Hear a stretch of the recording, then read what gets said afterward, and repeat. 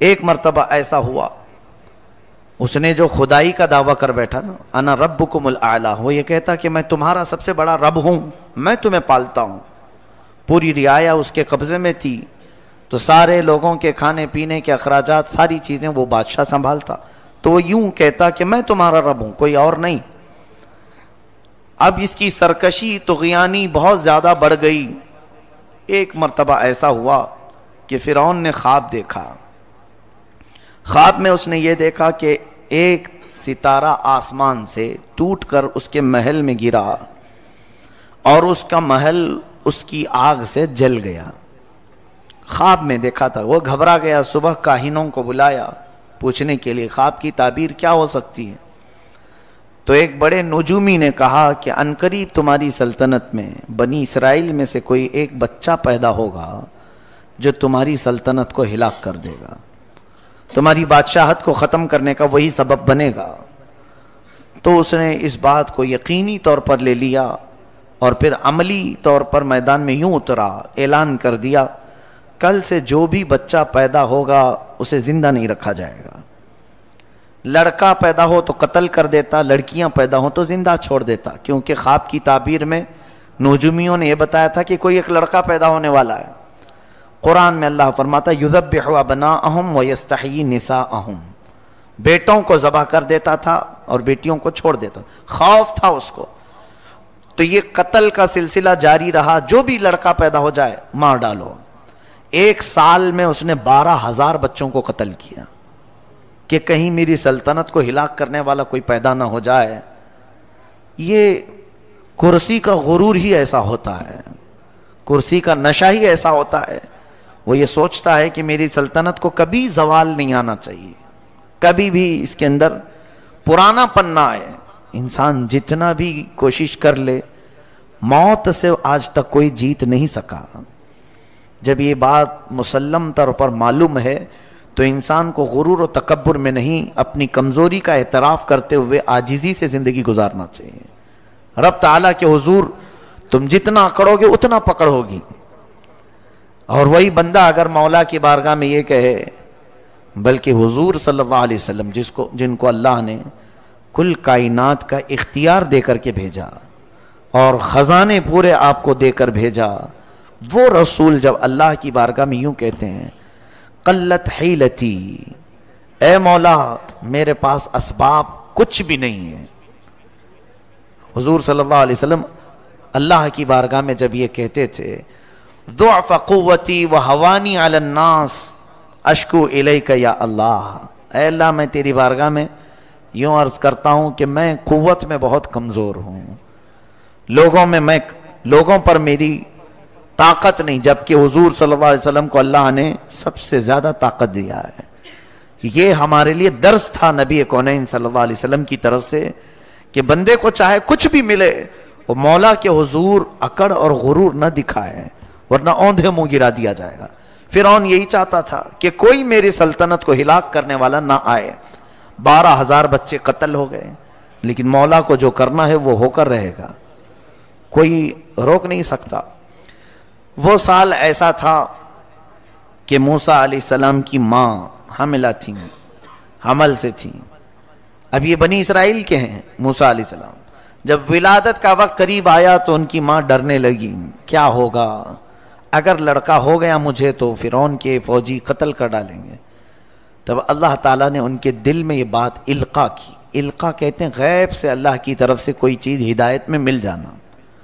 آپ کے دل کو بھی اللہ نے اتنا پاورفل بنایا ہے کہ یہ سچ اور جھوٹ کو خود پہچان سکتا ہے، بغیر کسی کے سکھائے بھی کچھ چیزیں ویسے ہی معلوم ہو جاتی ہیں، تو سمجھ لینا یہ من جانب اللہ کی طرف سے ملی ہوئی ہدایت سے۔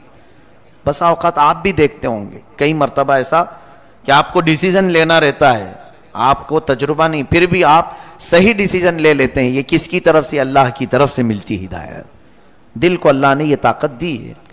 اور القا جو کہتے ہیں وہ اللہ اپنے محبوب بندوں کو، اولیاء کو غیب سے دل میں بات ڈالتا ہے۔ موسیٰ علیہ السلام کی ماں تہ خانے میں چلی گئیں، نیچے انڈر گراؤنڈ۔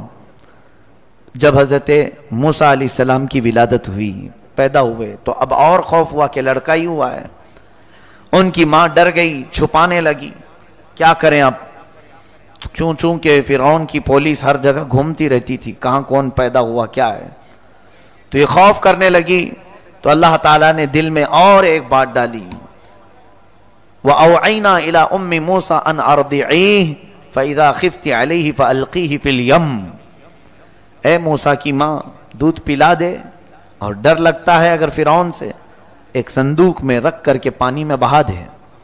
موسیٰ علیہ السلام کا جو وطن ہے وہ مصر، جہاں تک تاریخ میں بتایا جاتا ہے، دریائے نیل میں حضرت موسیٰ علیہ السلام کی ماں نے موسیٰ علیہ السلام کو ایک پیٹی میں رکھ کر، صندوق میں رکھ کر لکڑی کے بہا دیا. کون ماں یہ کر سکتی ہے پیدا شدہ بچے کو؟ لیکن رب کی طرف سے انہیں ہدایت ملی، بہا دیا.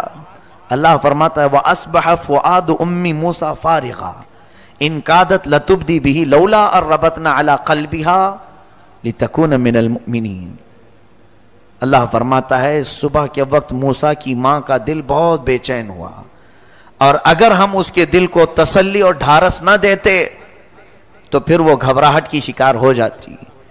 پھر حضرت موسیٰ کی ماں ان کی موسیٰ علیہ السلام کی بڑی بہن اپنی بیٹی کو کہتی ہیں کہ دیکھو بیٹی، تم یہ صندوق دیکھتے جانا کہ کہاں جا رہا ہے. بہا تو دیا ہے میں نے، مجھے ایسے اشارے مل رہے ہیں اللہ کی طرف سے، میں نے پانی میں چھوڑ تو دیا ہے، ذرا دیکھتی ہوئی چلی جا کہاں جا رہی ہے. وقالت لأختہ قصیہ، پیچھے پیچھے چلو. اب وہ دیکھتی ہوئی چلی گئیں ان کی بہن. یہ صندوق بہتے بہتے بہتے فرعون کے محل کے کنارے جا کر لگ گیا. فرعون کا محل اور اس کا باغیچہ اس دریا سے لگا ہوا تھا.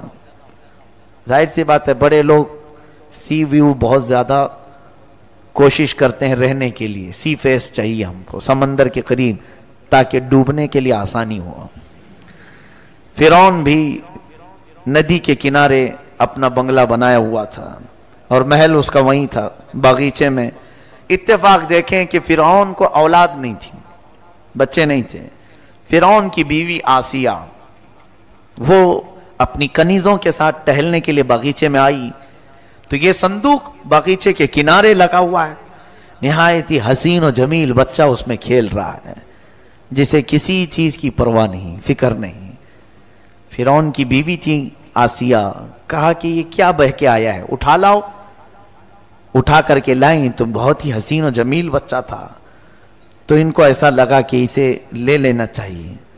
تو وہ لے کر کے اندر آئیں اور پھر فرعون کے پاس لا کر کے بتاتی ہیں کہ ایک بچہ بہتا ہوا آیا ہے.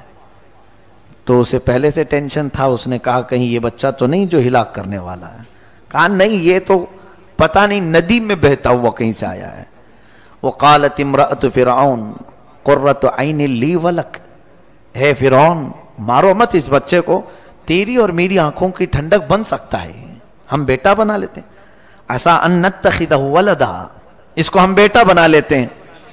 فرعون بیگم کی محبت میں کہا ٹھیک ہے جیسا آپ کہتی ہیں، بیٹا بنا لیتے ہیں. بیٹا بنا کر کے رکھ لیا گیا موسیٰ علیہ السلام کو. کون؟ فرعون نے اپنے گھر میں، اپنے شاہی محل میں اب رکھا. اور اس کے بعد اب دودھ پلانے کی بات آئی. موسیٰ علیہ السلام کی بہن دیکھ رہی تھی ساری چیزیں کہ اب میرا چھوٹا بھائی، ننھا بھائی اٹھا لیا گیا ہے، محل میں جا چکا ہے، اب کیا ہوگا. اب موسیٰ علیہ السلام کی کیفیت دیکھیں، دودھ پلانا بھی تو ہے، بچے کو پرورش کرنا ہے، تو کسی کا دودھ پکڑ ہی نہیں رہے تھے. بڑی بڑی دایائیں بلائی گئیں، بادشاہ نے خوب انعام دینے کا وعدہ کیا، بڑا اجر دینے کا وعدہ کیا. بہت ساری دایائیں آئیں. موسیٰ علیہ السلام دودھ نہیں پی رہے تھے تو ان کی بہن دیکھ رہی تھی. اس نے کہا کہ میں ایک ایسے گھر کو جانتی ہوں وہ دایا کا دودھ شاید یہ پی لے. کہا ٹھیک ہے لے آؤ، سب کو تو ہم نے بلایا. وہ جلدی گئیں اور اپنی ماں کو لے کر کے آئیں. اپنی ماں کو لے آئیں اور کہا یہ بھی اچھی دایا ہے، بچے اس کا دودھ پی لیتے ہیں. تو ان کی ماں، موسیٰ علیہ السلام کی ماں فرعون کے محل میں آئی. موسیٰ علیہ السلام کو اٹھا کر کے جیسے انہوں نے دودھ پلایا آپ پینا شروع کر دیا. فرعون نے کہا صحیح نشانہ لگا، اب اس کو منہ مانگا انعام بھی دیا جائے. حضرت موسیٰ علیہ السلام کی ماں کو اجرت بھی دے رہا تھا اور پرورش کے خرچے بھی اور انعام بھی. یہ ہے میرے رب کی قدرت کا شاہکار. جب وہ کسی کی حفاظت کرنا چاہے تو گلاب کو جس طرح کانٹوں میں رکھ کر کے بچاتا ہے، اسی طرح اللہ عز و جل نے. اب یہ دیکھیں، ایسی اگر دیکھنا ہے کسی چیز کو اللہ بچاتا ہے کس طرح سے، تو دانت ہمارے جسم میں ہیں، ہمارے منہ میں ہیں. کسی کو کاٹو تو کیسے کٹ جائے؟